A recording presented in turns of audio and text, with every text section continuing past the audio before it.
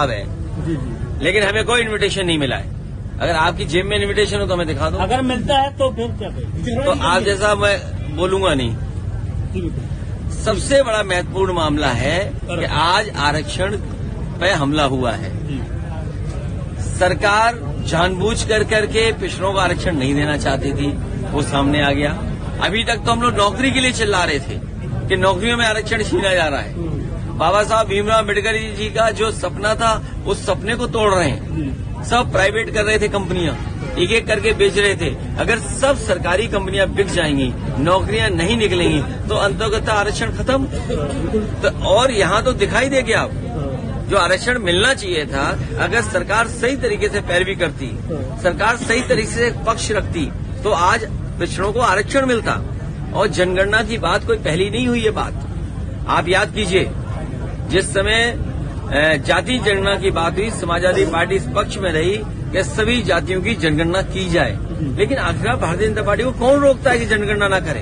अगर सरकार सही तरीके से पैरवी करती, सरकार सही तरीके से पक्ष रखती तो आज पिछड़ों को आरक्षण मिलता। और जनगणना की बात कोई पहली नहीं हुई। ये बात आप याद कीजिए, जिस समय जाति जनगणना की बात हुई, समाजवादी पार्टी इस पक्ष में रही कि सभी जातियों की जनगणना की जाए। लेकिन आखिर भारतीय जनता पार्टी को कौन रोकता है कि जनगणना न करे? क्योंकि जनगणना करने से हर जाति को अपनी आबादी की जानकारी हो जाएगी। भारतीय जनता पार्टी कभी नहीं चाहेगी कि हर व्यक्ति अपने जाति के हिसाब से जानकारी कर ले कि वो आबादी में किस संख्या में है। वो मेरी जानकारी में नहीं आया है और वो जानकारी में नहीं है, इसलिए मैं कुछ कह नहीं सकता।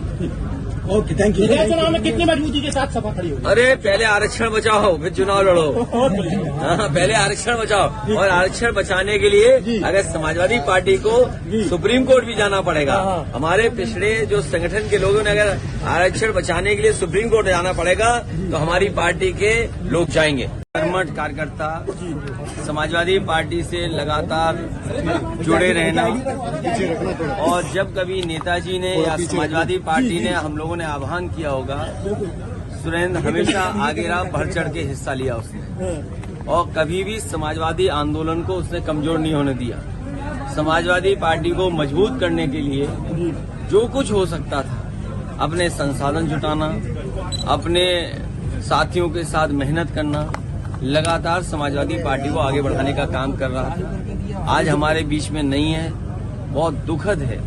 मैं उनके परिवार के सदस्यों से मिला हूँ, उनके साथियों से मिला हूँ। हर साथी बहुत ही दुखी है। मैं उनके परिवार से मिलने आया था, उनका दुख बांटने आया। दुर्भाग्य है कि हमारा पिछड़ों का हक छीना जा रहा है, और ये केवल पिछड़ों का हक नहीं छीना जा रहा है। भारतीय जनता पार्टी सत्ता में रही तो जो बाबा साहब भीमराव अम्बेडकर जी ने अधिकार दिए हैं, उन अधिकारों को धीरे धीरे छीन लिया जाएगा।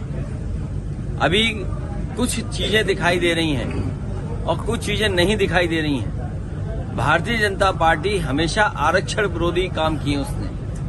भारतीय जनता पार्टी आरक्षण विरोधी है, पिछड़ा विरोधी है, दलित विरोधी है। इन्हें संविधान की किसी भी व्यवस्था से कोई मतलब नहीं है।